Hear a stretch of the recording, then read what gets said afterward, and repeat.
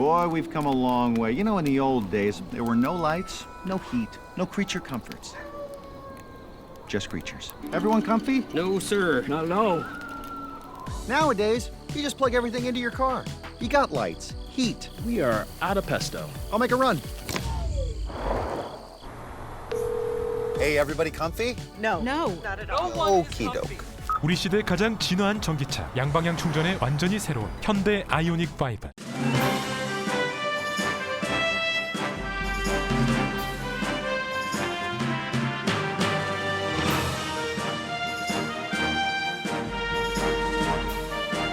즐거움과 행복이 가득한 8월이 되시길 바랍니다. 라디오 서울이 함께합니다. 강혜신의 오늘의 미국.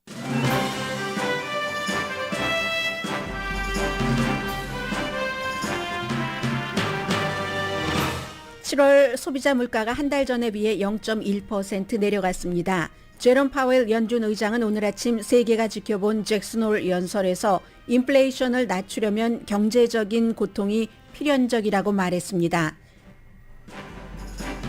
로스앤젤레스 시장 선거에서 캐런 베스 전 연방 하원 의원이 리 카르소 후보를 12%포인트 차이로 이기고 있다는 여론조사 결과가 나왔습니다.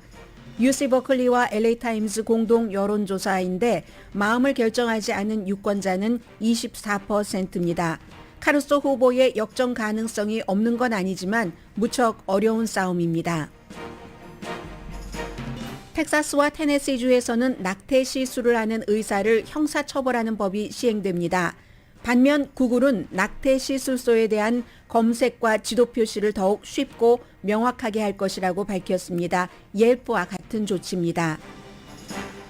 바이든 대통령의 지지율이 올 들어 최고치인 44%까지 올라갔습니다. 같은 기간 트럼프와 클린턴, 레이건 전 대통령보다 높은 수치입니다.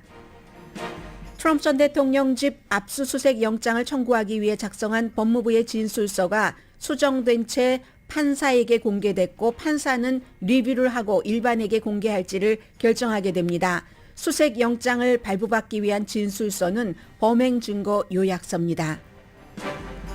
조지아주에서는 전 비서실장 등이 선거 결과를 뒤집으려고 시도한 사건에 대한 증인으로 출석할 가능성이 높고 션 해니티, 터커 칼슨을 포함한 팍스 뉴스 스타들도 부정선거 주장 관련 재판에 원고 측 증인으로 출석합니다. 여러분 안녕하십니까? 오늘의 미국 강혜신입니다. 세계 부자들이 콜로라도주에 모여서 뭔가를 의논을 하고 또 한 해를 어떻게 이끌어가는가 하는 것을 정하기도 하고 와이오밍주 잭슨홀에서는 이제 연방준비제도 의장의 연례 정책 연설이 있습니다. 매년 어제 만났고 경제 전문가들이 그리고 이제 오늘 로스앤젤레스 시간으로 아침에 연설을 발표했는데 이 연설을 보면은 우선 그 길이라든가 말한 내용에서 앞으로 이자율을 어떻게 할 것인가 그에 따라서 지금 다우지수가 굉장히 많이 내려가고 있습니다. 제가 들어오기 전에는 500포인트까지 내려갔었는데 지금도 다우지수, S&P 500 지수, 나스닥 지수 전부 좋지 않은 상황이어서 특히 다우지수의 경우는 더 많이 내려갔네요. 609.50포인트 마이너스, 나스닥 339.75포인트, 그리고 S&P 500도 90.35포인트나 내려갔습니다. 그러니까 적어도 월스트리트에서 원하는 얘기는 아니었다는 겁니다. 월스트리트에서 7월 한 달 내내 원했었던 것은 또 그로 인해서 증권시장에 많이 반영되기도 했고요. 아마도 지금 인플레이션이 멈칫하기는 했지만 계속 내려간다는 징후와 증거가 없기 때문에 이렇게 될 경우 또 이자율을 당장은 아니더라도 내릴 수 있는 가능성도 있겠네. 이런 것들이 월가에서 굉장히 좋아했었고 그에 따라서 증권시장이 많이 올라갔었습니다. 오늘은 지금 말씀드린 것처럼 다우지수가 600포인트 이상 내려가고 있는데 소비자 물가지수 전체적인 소비자 물가지수와 그리고 이제 무슨 또 개인적으로 이렇게 하는 아주 그 식료품비라든가 에너지 값이라든가 이렇게 변동하기 쉬운 것을 뺀 뭐 핵심 지수라든가 여러 가지 경제를 보는 지표가 있잖아요. 그런 모든 것들을 결국은 종합해서 보면 물가가 이제 앞으로 막 올라가지는 않는데 그렇다고 점점 큰 폭으로 내려가서 연준이 팬데믹 이전에도 그렇고 지금도 이상형으로 삼고 있는 인플레이션, 물가 인상이 1년 전에 비해서 2%를 유지할 수 있을까? 그렇지 않다고 보는 그런 케이스가 지금 굉장히 많고요. 그 상황에서 제일 중요한 게 오늘 연설의 내용입니다. 제롬 파웰 연준 의장은 정말 세계가 지켜본 그런 연설이었습니다. 이자율이 어떻게 될 것인가 하는 것을 짐작해 볼 수 있고 한국은 한국대로 유럽은 유럽 나름대로 각자 그 국가들의 이자율 인상 여부가 또 미국에 달려 있기 때문에 그렇습니다. 인플레이션을 낮추려면 경제적인 어느 정도의 경제적인 고통이 필연적이라고 말했습니다. 강력한 도구를 쓸 것이며 쓰다 말다 중단하다가 이런 것을 하지 않고 중단 없는 전진을 할 것이다. 그러니까 확실하게 이게 물가가 안정됐다라고 연준이 생각하고 있는 어느 정도의 목표를 이뤘다고 생각하기 전에는 이자율 인상을 중단하지 않는다는 얘기입니다. 당장 다음 달에 있을 9월 달에 있을 공개시장위원회에도 미치는 영향입니다. 이런 얘기를 했습니다. 그게 이제 인플레이션을 막기 위해서는 경제가 어느 정도 고통을 받을 수밖에 없다. 이게 무슨 고통이냐면 결국은 일자리 근로자들에게 유리했었던 여러 가지 그 잡 마켓이 무척 좋잖아요, 지금. 그런 거. 그리고 사업 확장 이런 것도 희생할 수 있다. 이자율이 오르니까 사업자는 돈을 빌리는데 돈이 많이 드니까 덜 빌리고 투자를 덜 하고 따라서 지금까지 막 사람이 없어서 일도 못 하고 뭐 일하는 시간도 장사하는 시간도 줄였는데 이게 이제 그 이자율이 올라감으로 인해서 그렇지 않을 수 있다는 얘기입니다. 일자리도 많지 않을 수도 있고 그리고 사업할 때 돈 빌리기도 여전히 당분간 한동안 쉽지 않을 것이다 하는 겁니다. 방향 전환을 쉽게 빨리 하지 않겠다. 이때의 방향 전환이라는 것은 금리 인상으로 가고 있는 현재의 방향에서 금리 인하로 방향을 바꿀 뜻이 없다고 분명히 얘기를 했습니다. 그래서 오늘 그 얘기한 것을 보면 굉장히 짧았거든요. 다른 때보다. 지난해에는 뭐 예를 들어서 단어로 치면은 뭐 3,000단어가 넘었다면 올해는 1,300단어. 그 정도밖에 되지 않았습니다. 그리고 본인이 이렇게 애드립으로 말하다가 중간에 뭘 삽입하거나 그런 게 아니라 철저하게 준비된 원고로 발표를 했습니다. 노동시장이 지금보다 좋지 않을 가능성이 높다. 사업이 확장되지 않을 가능성도 높다. 인플레이션을 낮추기 위해서는 참 그렇게 해피하진 않지만 불행한 비용이다. 불행한 꼭 그 치러야지 되는 비용이 있잖아요. 코스트가 있잖아요. 그 코스트다. 그렇지만 그런 코스트를 지불하고라도 인플레이션을 잡지 못하면 물가 안정, 그 완전하게 경기가 회복되지 않는다. 이런 얘기를 했습니다. 그래서 이제 월스트리트의 기대는 완전히 져버렸고요. 7월달 어제까지도 랠리나 마찬가지였는데 앞으로 당분간 내릴 수가 없겠구나 하는 것이고요. 그리고 역사적인 것까지 얘기를 하면서 하다가 중단하지 않겠다라는 얘기를 했습니다. 수요를 잘 조절을 해서 공급과 일치를 해야지 된다는 거죠. 이자율을 낮춘다던가 하면은 또 돈을 또 흥청망청 쓰게 되고 그러면 돈을 흥청망청 쓰게 된다는 건 수요가 늘어난다는 얘기고 늘어나는 수요를 공급이 따라가지 못하면 그러면 인플레이션, 물가 상승이 되는 거잖아요. 그렇게 하지 않겠다. 우리는 우리의 그 원하던 목표 작업이 완전히 이루어질 때까지 이자율 인상을 하겠다 하는 얘기입니다. 경기 현황은 당연히 지금 괜찮아지고 있기는 하죠. 공급망 면에서나 목재값도 내려가고 있고 공급망 부담도 조금 약해지고 있고 주택시장 같은 것도 핫한 것에서 지금 완전히 핫하지 않은 쪽으로 가고 있는 것 같기도 하고 물가 상승이 아주 극단적으로 계속 높아지지 않는 게 분명하다는 것은 보여주는 상태에서 이러한 일들이 일어나고 있습니다. 그래서 7월 달에 인플레이션이 전혀 물가 상승이 있지 않았잖아요. 7월 달에 6월 달과 비교할 때. 그런데 오늘 연준 의장이 한 달 것 가지고는 모른다. 더 지켜봐야지 되고 그렇기 때문에 데이터에 달려있다. 앞으로 나오는 많은 데이터에 달려있다. 이렇게만 얘기했지 9월 달에 있을 연준 그 공개시장위원회에서 이자율을 0.75%포인트 올릴 것인지 0.5%포인트 올릴 것인지 여기에 대한 어떤 신호는 전혀 보내지 않았습니다. 다만 이자율 인상을 한다는 것만 짐작할 수 있었던 거고요. 오늘 단어가 1305개 단어였대네요. 보통 때 지난해에는 3140개의 단어. 그러니까 보통은 이제 담론으로 이렇게 연례 정책 기조 연설을 할 때는 뭐 거시적인 것, 뭐 목표 같은 것을 많이 얘기를 하는데 불확실성이 많기 때문에 그리고 실수하면 안 되니까 그렇기 때문에 가능하면은 말을 줄일 수 있는 한 최대한으로 줄인 것 같다라고 말씀을 드리고요. 아무튼 경제는 이런 상태이기 때문에 애매모호하게 앞으로 좋아질 것인지 나빠질 것인지 물가가 완전히 잡힐 것인지 잡히지 않을 것인지 더 또 올라갈 것인지 여기서 멈출 것인지 이것을 조금 더 지켜봐야지 알겠다 하는 게 연준 의장의 말로 확인이 됐습니다. 불확실성이 요즘에 너무 많습니다. 또 다른 불확실성 그리고 역시 로스앤젤레스 시장 선거를 말씀드리려고 하는데요. 이 로스앤젤레스 시장 선거도 잭슨 홀에서의 경제 전문가들의 미팅 그 이후에 나온 연준 의장의 발언에 못지않게는 아니지만 일부 이제 다른 관심을 갖고 계신 분들 사이에서는 굉장히 중요한 이슈입니다. 로스앤젤레스 시장 하면 뭐 대선 후보에 나가네 마네 이런 얘기도 하고 로스앤젤레스가 미국에서 두 번째로 큰 도시이기도 하고 인구가 400만 명 되니까 유럽의 어떤 작은 나라의 인구보다도 많은 도시가 로스앤젤레스입니다.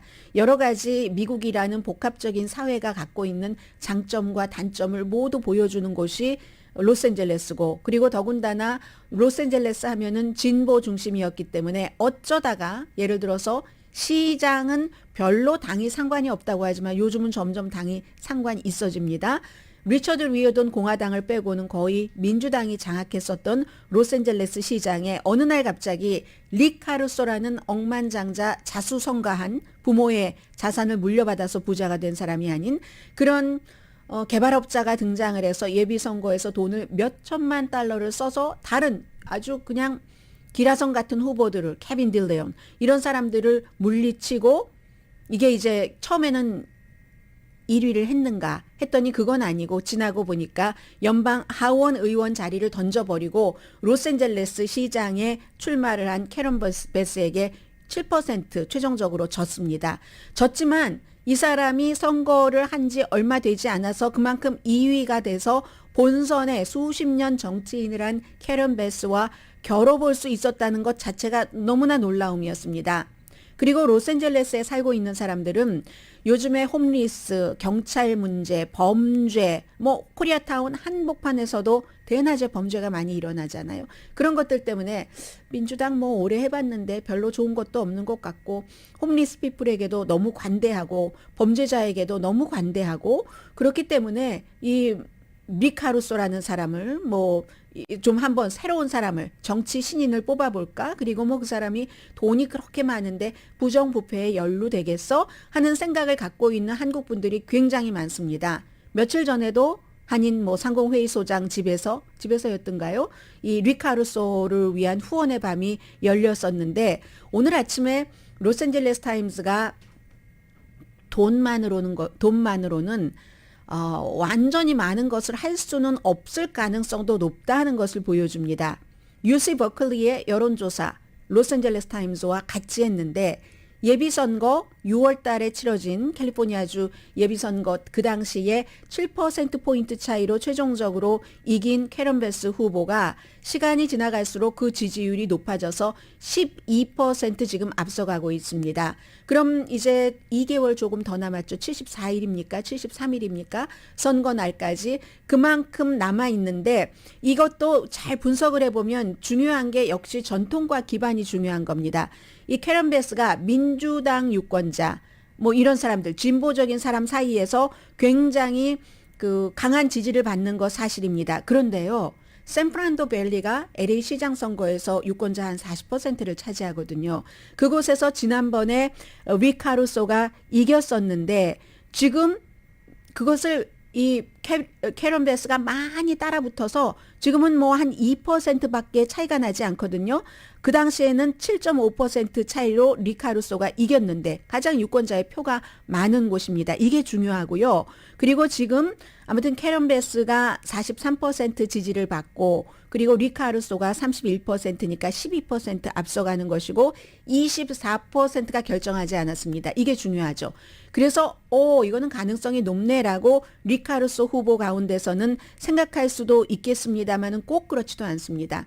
두 사람이 선거에 출마하지만 릭 카루소가 출연함으로 인해서 정말 3등으로 떨어져 버린 케빈 딜레온 이라는 시의원의 경우는 표를 세 번째로 많이 받았습니다. 그런데 케빈 딜레온이라는 사람이 본선거에 나가지 못하게 됐으니까 그 사람을 지지하던 유권자들이 누구를 지지할까? 2대1로 캐런 베스를 지지하는 사람이 많습니다. 그리고 잘 알려지진 않았지만 지나 비올라라는 아주 너무나도 진보적인 운동가입니다. 운동가, 액티비스트입니다. 이 사람이 4위를 했는데 이 진보 운동가 지지자 사이에서는 뭐 압도적인 차이로 이 캐런 베스 후보가 이기고 있습니다. 그래서 이러한 것들이 중요하지만 그렇지만 예비선거 때도 정말 혜성처럼 등장해서 짧은 시일 안에 이겼던 사람입니다. 그만큼 쓸 돈이 엄청나게 많다는 거죠. 캐런 베스도 사실은 예비선거 때 돈 그렇게 많이 쓰지 않았습니다. 지금 캐시가 많이 있기는 하지만 그 캐시를 돈을 수천만 달러를 예비선거를 위해서만 쓰고도 끄떡없는 릭 카루소에 비하면은 조족지혈도 안 되는 거죠. 정말 껌값인 것밖에 안 되는 겁니다. 그래서 지금부터 2달 동안 릭 카루소가 어떤 형태로 돈을 써서 인지도를 높이느냐 가능성은 있습니다. 가능성은 있지만 그럼에도 불구하고 로스앤젤레스 타임즈는 깊은 수렁에서의 싸움처럼 어려울 것이다. 수렁에서 빠져나오는 사람들 있잖아요. 늪에 빠졌다가도 드물긴 하지만 살아나오는 사람들이 있습니다. 그 정도로 힘들다는 얘기를 하고 있습니다. 왜냐하면 투표에서는 항상 투표할 가능성이 높은 사람 그리고 투표 당일에 나가는 게 중요합니다. 누구를 지지한 사람이 더 많이 나가서 누구를 찍느냐인데 현재로서는 아직 투표장에 간 건 아니지만 투표할 마음이 아주 강한 유권자 가운데 물어보면은 그렇지 않은 유권자 사이에서는 지지율이 43%대 31%였잖아요. 투표할 가능성이 높은 사람 가운데서는 53%대 32%더 많습니다. 격차가 21포인트 차이로 캐런 베스가 앞서가고 있습니다. 그리고 투표할 가능성이 높은 사람들은 지금 2달 조금 안 남았기 때문에 아직 마음을 결정 안 한 사람이 적습니다. 전체적으로 물어본 것보다 전체적으로는 24%가 마음을 결정하지 않았다고 하는데 투표할 가능성이 높은 사람 가운데서는 14%만이 마음을 결정하지 못했다고 합니다. 그러니까 이러한 모든 조건은 돈 빼고는 캐런 베스 후보가 훨씬 강하다.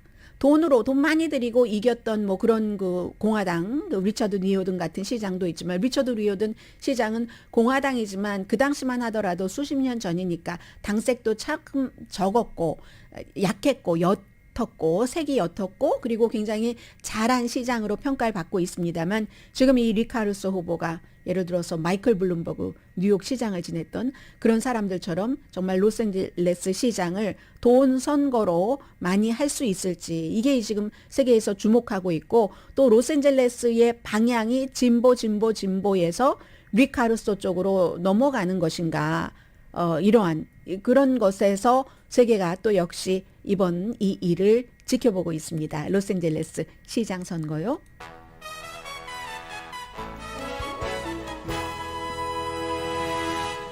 오늘의 미국은 존경받는 기업 17년 연속 1위, 소비자 신뢰도 1위인 유한양행 뉴오리진 미주 총판 피부과학 셀리온, 이민법 가정법 전문 제인정 종합법률사무소, 절개를 최소화하는 복강경 수술 전문 장지아 외과, 프리미엄 고기 쌈밥 전문 레스토랑 쌈, 재래식으로 직접 만드는 검정콩 생순두부 수라원 순두부, 한국 홈쇼핑 공동 후원입니다. 잠시 뒤에, 사실은 오늘의 중요한 탑 뉴스는 잠시 뒤에 전해드릴 내용들이고, 그리고 요즘에 바이든 대통령의 지지율이 높아졌다 하는 것을 많이 전해드렸습니다만은 오늘의 이 발표는 무척 중요합니다. 이미 이제 모멘텀 쪽으로 선 것 같은데 이 모멘텀을 어떻게 가지고 가느냐, 바이든이나 민주당이냐, 잠시 뒤에 전해드립니다.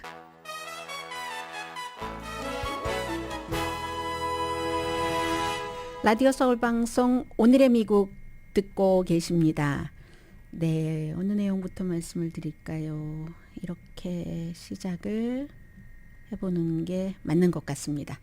그 요즘에 미국 뉴스를 보시면 그 애피데이빗이라는 AFFI 데이빗 하는 말을 많이 들어보실 텐데 그것을 이제 제가 한국말로 방송을 하니까 영장 청구를 신청할 때 제출을 하는 그런 진술서 이렇게 표현을 했습니다. 이 진술서가 트럼프 전 대통령의 집 마알라고를 수색하기 위해서 연방 이제 법무부가 그 신청을 했었던 그 진술서인데 그 진술서 내용을 월요일에 목요일까지 다 그 좀 수정을 해서 가릴 것 가리고 해서 제출을 해라 했고 제출이 됐습니다. 지금 공개가 된 것 같은데요. 오늘 원래 로스앤젤레스 시간으로 제가 방송하는 시간에 공개를 하는 것으로 돼 있습니다. 그래서 이게 일반에게 공개되는 것까지는 또 판사가 다시 조금 그 뭔가를 점검을 하고 해야지 되는데 이게 결국은 어떠한 범죄를 뭐 스파이법 위반이라든가 아니면 무슨 그 공무집행 방해라든가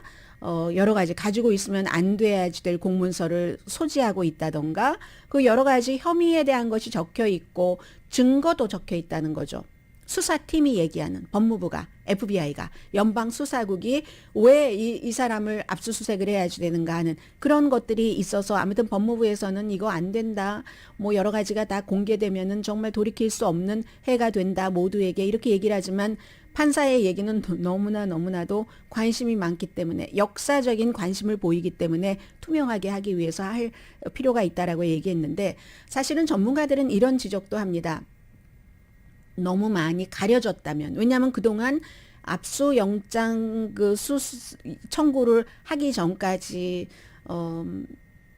인터뷰를 했었던 증인들도 있을 테고 그런 사람들 다 또 공개가 되고 할 수도 있으니까 이리저리 이름은 가려도 문맥상을 보면은 그럴 수도 있으니까 해서 어쨌든 가리고 달라 했는데 가리면 너무 많은 걸 가리면 사람들이 뭔가가 가려졌다 하면 가려지지 않은 나머지 부분을 보면서 내가 원하는 대로 읽는다는 겁니다. 이게 다 내놓고 똑같은 한 문장인데도 그 문장을 전혀 반대로 해석하는 사람, 그 문장 그대로 해석하는 사람, 문장의 행간, 그 뒤에 뜻까지 은유적인 표현까지 해석하는 사람 너무 많잖아요. 그런데 요즘처럼 정치적으로 분열이 된 이때에 뭐 가릴 걸 가리고 공개를 한다고? 그러면 이건 싸움하기 더 좋지라고 얘기하는 검게 칠해진 공간에서는 언뜻 보이는 것 가운데서 내가 이 밖으로 빠져나가고 싶은 나의 희망만을 보게 될 것이다. 이게 컬럼비아 대학교 법대 교수인 데니엘 리치먼 교수가 뉴욕타임스에 쓴 글입니다. 더 많은 혼란을 일으킬 것이다 하는 얘기입니다. 그래도 어쨌든 여론 때문에 이제 이렇게 할 수밖에 없다는 그리고 이 목표는 마지막에는 트럼프 전 대통령을 기소하느냐 기소하지 않느냐 대통령이었을 때 대통령을 떠나면서 가지고 가서는 안 될 자료들 너무너무 많다지만 연방수사국 입장에서 보면은 뭐 초특급 비밀도 많다고 하는데 그 가운데서 일반인들이 가장 쉽게 들을 수 있는 것은 김정은이 보냈다는 러브레터 뿐만이 아니라 버락 오바마 전 대통령이 그렇게 해서 그렇게 본인이 밀었던 후보가 졌죠. 그런데도 미국의 전통에 따라서 어떻게 했으면 좋겠다 하는 그 편지를 써놓고 간 것 있잖아요. 그 편지 그리고 이제 또 부탁이 헬스케어는 오바마 케어라고 안 불러도 좋으니까 트럼프 케어라고 불러도 좋고 하니까 유지해달라 했다는 부탁, 그리고 뭐 편지, 뭐 잘 하길 바란다, 뭐 이런 거겠죠. 그 편지까지 다 가지고 갔었다는 것 아니겠습니까? 그게 과연 상식적으로 생각할 때 국가의 기록물 보관소에 들어가야 할 것인가, 개인인가? 전직 대통령이 딱 한 통입니다. 미국의 전통이에요. 전 대통령이 그날 물러나면서 이제 그 후임 대통령에게 편지를 남겨두고 가는 게 딱 한 부밖에 없는데, 그게 국가 기록물 보관소에 있어야지 되느냐, 전직 대통령이 가지고 가야지 되느냐. 지금까지 한 사람도 그런 걸 집으로 가져간 사람이 없습니다. 이제 이런 것 등으로 인해서 결국은 트럼프 전 대통령을 기소할 것인가, 기소할 수도 있고 기소하지 않을 수도 있습니다. 기소 불충분이면, 증거 불충분이면 기소를 할 수 없는 거죠. 심증 가지고 사람을 기소를 하는 것이 아니기 때문에, 그래서 중요하고요. 그리고 이제 조지아주 그 폴튼 카운티의 선거를 뭐 한 표만 더 바이든이 받은 것보다 많게 해놔라라고 했었던 그 사건을 조사하는 것에도 결국은 전 비서실장, 마크 메도우스 비서실장도 증인으로 나서야지 되는가 봅니다. 그리고 린지 그레이엄도 결국은 이리 빠지고 저리 빠지고 싶어하고 하다가 결국은 이제 그 증인으로 나섰고요. 루디 줄리아니도 마찬가지고, 뿐만이 아니라 그 시드니 파웰, 거짓말 엄청 뿌렸던 트럼프 전 대통령의 변호사도 선거 사기에 대한 근거 없는 주장이다, 이렇게 해서 이제 지금 소송이 진행되고, 대배심 조지아주에 거기에 이제 증인으로 나가게 될 겁니다. 특별 대배심은 항상 기간이 있습니다. 이번 조지아주 사건은 5월 달까지인데 아마 수사팀은 5월 이전에 마무리 지을 수 있을 것 같습니다. 그렇게 보면은 지금 기록물을 가지고 간 것에 대해서는 스파이법 위반인가 여러 가지로 기소될 수 있고, 조지아주의 이 케이스는 트럼프 전 대통령이 조지아주 법을 위반을 하고 선거를 뒤집으려고 대통령이라는 그 파워로 압력을 넣었다, 이러면 이제 이것도 트럼프 전 대통령에 대해서 형사 고발을 할 수 있는 그 케이스입니다. 그리고 또 하나는 16억 달러 손해배상 소송에 관한 것인데, 도미니언 그 기계 투표 보링 시스템이라는 이 회사에서 이 팍스의 진행자들이 또 뭐 도미니언 이게 조작을 해서 바이든에게 좋게 뭐 됐다, 뭐 투표를 할 때도 그렇고 개표를 할 때도 그렇고 션 해니티, 터커 칼슨 이런 사람들이 너무 많이 얘기를 했기 때문에 결국은 손해배상 소송 청구를 하고, 보통 이럴 때는 팍스가 얼마나 거대합니까? 언론이 이 소송을 해서 지는 케이스가 그다지 많지 않습니다. 그런데도 불구하고, 그렇기 때문에 언론사를 명예훼손 등으로 손해배상 청구 소송을 할 때는 대체적으로 재판까지 가기 전에, 배심원 재판 가기 전에 협상을 하죠. 손해배상 액수 내고. 그런데 이것을 딱 증인 불러다가 하는 것 보면은 도미니언 그 보링 시스템이 얼마나 강경하게 여기에 대처하는가를 알 수가 있습니다. 그래서 지금은 이제 그 사람 쫓겨났지만 루드압스 비즈니스, 박스 비즈니스에 있었던, 그리고 션 해니티, 터커 칼슨 이런 사람들이 이제 다음 주에 증인으로 나가고, 결국은 이 케이스는 루퍼트 머덕 소유주니까, 그리고 아들이 거기에 또 최고 경영자잖아요. 아들과 루퍼트 머덕도 그 다음에 나갈 것 같습니다. 그래서 그럼에도 불구하고 입증하기 힘듭니다. 입증하기 힘든 거 알면서도 이 도미니언 그 보링 시스템도 그러는 겁니다. 왜냐하면 이게 유죄가, 팍스의 진행자와 팍스를 유죄로 만들려면은 완전히 거짓임을 충분히 완전히 완벽하게 알고도 그런 얘기를 했다라는 게 증명이 돼야지 되는데, 그것도 심증은 있지만 증명하기가 굉장히 어려운 케이스입니다. 더군다나 언론사는 뭐 표현의 자유 뭐 이런 거 있잖아요. 뭐 사람들의 알 권리를 지켜가는 기수 뭐 이런 것. 그럼에도 불구하고 이것은 이제 어떠한 재판 결과에 따라서 팍스에 굉장히 치명적이 될 수도 있고, 뭐 션 해니티 같은 사람은요, 근데 소송을 한두 번 당해봐야죠. 뭐 별로 크게 치명적으로 생각하지 않을 것 같기는 합니다만은, 예를 들어서 선거 당시에 힐러리 클린턴의 어떤 민주당의 스텝이 강도에 의해서 뭐 자동차에서 살해됐었습니다.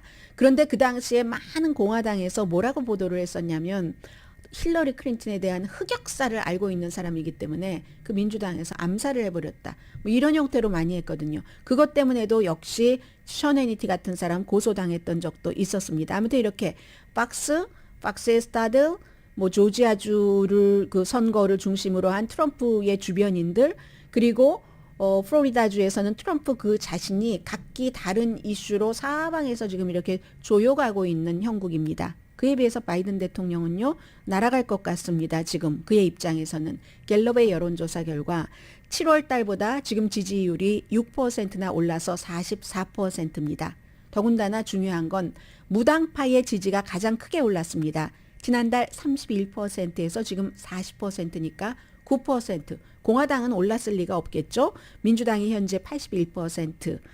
그리고 공화당 4% 큰 변화 없습니다.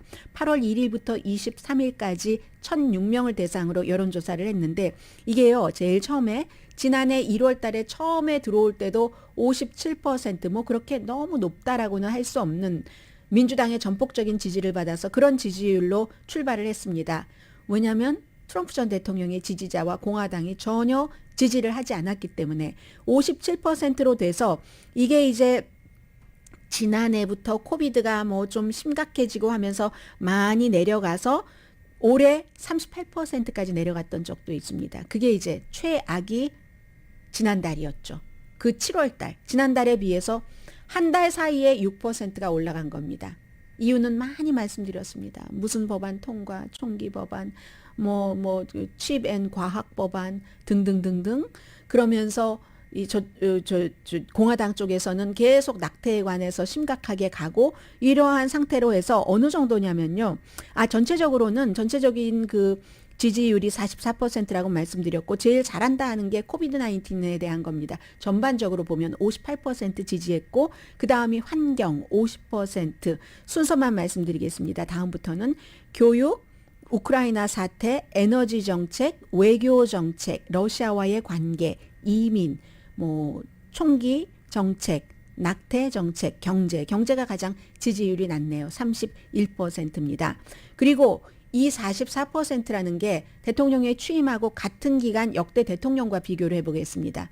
레이건이요. 82년도에 그 당시에 41%였습니다. 그리고 빌 클린턴도 41%. 다만 부시만 이제 초기에 67%였다가 나중에 부시는 많이 내려갔고 오바마가 똑같습니다. 2010년도에 44%였거든요. 그 뒤에 조금 내려갔지만 그래서 이렇게 보면 트럼프, 클린턴, 레이건의 딱 지금 이 시기보다 오히려 바이든 대통령의 지지율이 더 높아졌다는 겁니다.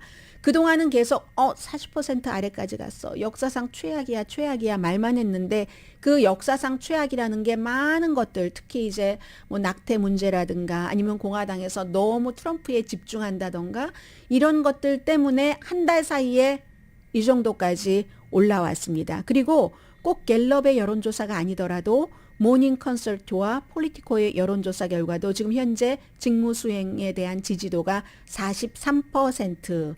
물론 아직도 반대하는 사람이 더 많기는 합니다.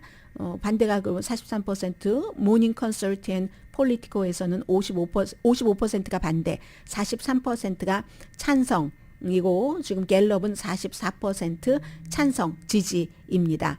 자, 그래서 이걸 보면은 모멘텀이 유지가 돼야지 되는 거죠. 지금 민주당은 모멘텀이 유지가 돼야지 되는 거고, 그러니까는 이 바이든 대통령이 이거 지금 공화당 가운데서도 특히 트럼프 전 대통령만 포함하는 게 아니라 마가 공화당, Make America Great Again. 이 공화당들은 반 전체주의다, 반 파시즘이다. 이런 표현을 어제 메릴랜드에서 첫 번째 중간 선거를 앞둔 대대적인 연설에서 그렇게 얘기를 했습니다. 그랬더니 공화당 전국위원회의 그 네이선 브랜드 대변인이 비열한 연설이었어. 이렇게 얘기를 하지만 바이든 대통령은 지금 모멘텀 어느 순간 올라섰기 때문에 투표로 보여달라.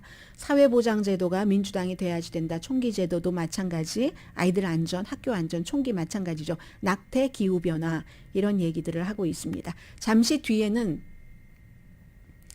이 대학 학자금, 대출금 탕감에 대한 의견이 너무 많고 사연도 너무 많은 겁니다. 가디언에 65세의 한 분이 기고문을 쓰셨는데 젊은 사람들만이 대학 학자금 때문에 고통스러운 게 아니다. 나 65세인데 하면서 그 사연이요. 들어보니까 다 멀찌감치 알고 있었던 건데 그분이 쭉 본인의 사연을 길게 기고문으로 썼잖아요. 자녀들도 4명이나 있는 분이. 그랬더니 이게 참 쉽지 않은 문제구나 하는 생각도 들었습니다. 잠시 뒤에 전합니다.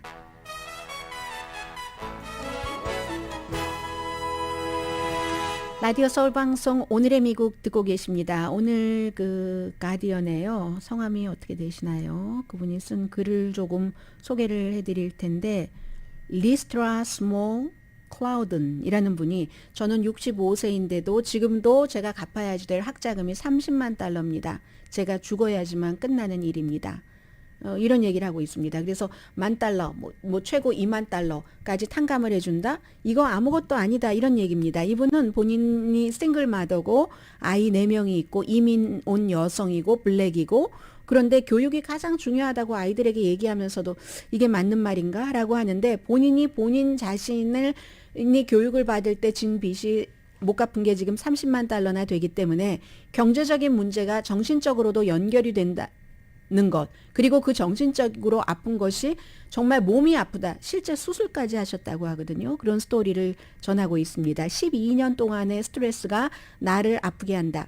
2010년 1월에 박사학위를 시작하셨답니다. 2022년이고 지금 65세입니다. 그 당시에 굉장히 앞서가시는 분이셨네요. 그런데 가장 큰 실수는 사립학교 등록금이 비싼 그곳에 입학을 했다는 것이었다고 얘기를 합니다. 2016년 8월에 목표를 이뤘지만 그 다음부터 이제 빚에 시달리는 겁니다. 처음에는 75,000달러로 시작을 했는데 그 카테고리를 3년 박사과정을 6년으로 늘리면서 학교에서 계속 돈을 많이 받았다는 겁니다. 노예제와 세계화 영향 이런 그 논문이라고 하거든요. 그래서 이제 아이들이 대학 그래야지만 제일 좋은 인생이 보장이 돼 이렇게 얘기하면서도 내가 내 빚이 30만 달러니까 아이들을 도와줄 수도 없는 이 상황에서 참 이게 맞는 조언인가라는 그 회의감 같은 것 그런 것들도 무척 그 많이 늘어났고 그 전에는 일을 하셨을 것 아니겠어요? 그래서 은퇴연금 뭐 모아놓고 하는 것들도 융자금 갚는 데다가 쓰게 되고 하니까 초긴장 상태에서 뭐 콜레스테롤 수치 높아지고 결국은 스트레스로 인한 소화 장애로 담낭 제거 수술을 받으셨답니다. 지금 65세인데 쭉 계산을 해보니까 본인의 그 형편에 맞게 21년이 지나야지 빚을 갚을 수 있게 되는데 그때는 86세라는 거죠. 해서 학자금 그 융자금 빚이 있으면 인생이 편치가 않다. 그런데 나 같은 사람이 너무 많다 하면서 55세 이상으로서 학자금 융자금 빚이 많으신 분들이 시위를 한답니다. 이거 10,000달러 20,000달러 가지고는 안 된다. 전액을 탕감해라.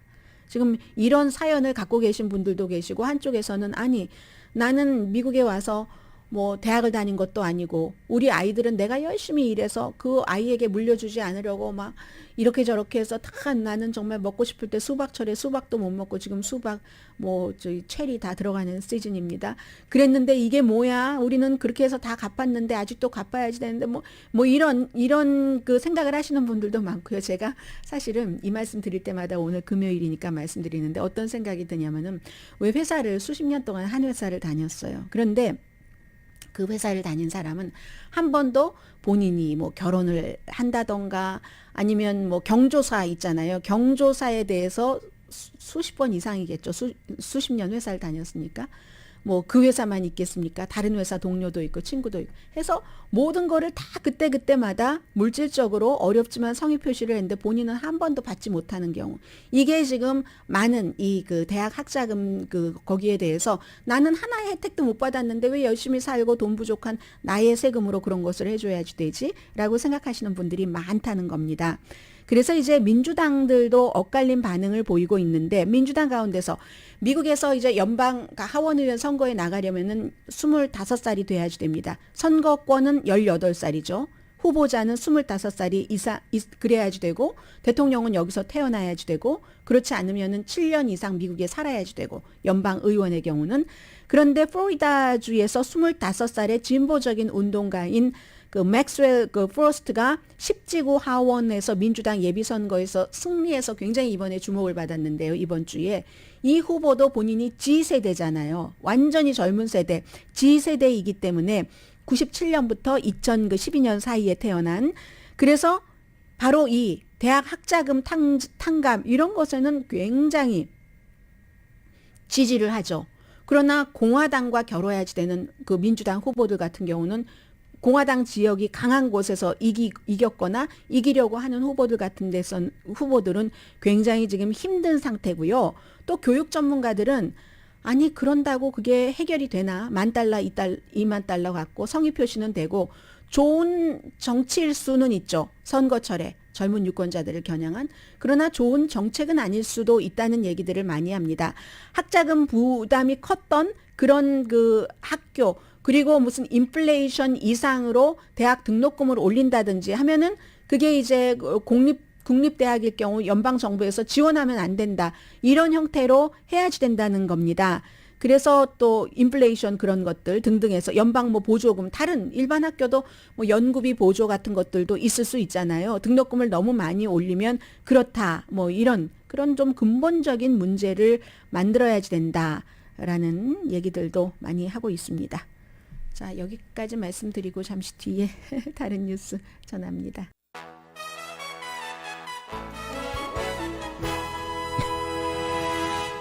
라디오 서울 방송 오늘의 미국 듣고 계십니다. 지금 테네시, 텍사스, 뭐 아이다호 이런 데서 낙태에 관해서 조금 더 강한 법들을 만들어내고 있거든요. 이미 무슨 뭐 임신 6주일 이후는 낙태 안 된다. 강간, 근친, 상간이어도 안 된다. 이런 법들이 있는데도 불구하고 특정한 경우에 낙태 실수를 하면 그 의사를 처벌받게 되는 것을 다시 한번 그 법으로 만든 겁니다. 그래서 이런 법을 지금 이미 갖고 있는 주가 8개 주가 있거든요. 해서 15살에서 44살 사이 여성, 뭐 가임 여성이라고 할 수 있겠죠. 가운데서 3명 중 1명은 낙태가 금지되거나 대부분이 금지된 주에 살고 있습니다. 그러면 이제 거의 2,100만 명의 여성이 이 영향을 받게 되는데요. 테네시주는 임신 6주일 이후에 이제 낙태 시술 금지하도록 돼 있는 거. 그런데 이제 더 엄격하게 산모가 숨질 위험이 있다던가 뭐 그런 건강상 영원하게 다친다던가 치료하지 못할 정도로 그런 걸 제외하고는 낙태를 전면적으로 금지합니다. 근친상간 강간 피해자도 예외 없습니다. 그게 이제 말이 이런 말이에요. 법이 인간생명보호법이라고 법을 해서 뭐 이제 벌금도 내고 징역살이도 하게 하고 투표권도 상실하게 하고 투표를 안 하는 사람에게는 그게 아무것도 아닐 수 있으나 투표를 잘 하는 사람에게는 투표권은 나의 가장 중요한 바깥에서의 권리이기도 합니다. 텍사스주도 마찬가지로 낙태가 이제 금지된 걸 가장 먼저 가장 강하게 한 곳이 텍사스주인데 여기에 이제 그 뭐 종신형을 어떤 그 위반 사항에 따라서 종신형까지 내릴 수 있도록 법을 바꿔놓고 말았거든요. 아이다호주도 뭐 마찬가지고 그리고 그 사이에 이제 이런 것들이 결정이 되고 나면은 약간의 반발 같은 것도 있기는 있습니다. 그런데 기본적으로는 변치 않습니다. 레드 스테이트는 계속 그 추진해 나가는 것이 더 강하게 낙태를 반대하는 것이고 블루 스테이트는 또 추진해 나가는 것이 또 어떤 사람들이 보면 지나치게 오픈 뭐 주나 잘할 것이지요. 뭐 다른 주에서 낙태 금지됐다고 받아주는 것까지는 좋지만 그분들을 오라고 해서 호텔비도 되고 낙태 비용도 되고 이런 것은 좀 지나치다 하는 얘기도 있거든요. 이게 이제 극단적인 정치는 점점 더 극단적으로 나가기 때문에 그러니까 구글에서요. 지도도 그렇고 낙태에 대한 검색을 더 정확하게 더 이제 낙태를 하려는 사람들에게 도움이 되는 정도로 하겠다는 것을 발표를 했는데 지난번에 옐프가 얼마 전에 그런 것을 발표를 했잖아요. 낙태 시술소와 낙태 뭐였죠? 제가 이름이 잘 정확하지가 않은데 그곳은 가면은 낙태를 도와주고 하는 것이 아니라 낙태를 하지 못하는 목표를 가지고 상담해 주는 곳이다. 그래서 그걸 구분하도록 이제 구글 같은 경우도 그런 것을 지금 확실하게 하겠다 하는 얘기가 되고요. 오늘의 미국은 피부과학 셀리온, 제인정 종합법률사무소, 장지아 외과, 쌈밥 전문 레스토랑 쌈, 검정콩 생순두부, 수라원 순두부, 한국 홈쇼핑 공동폰이었습니다. 10시에 좋은 아침, 좋은 하루 방송됩니다.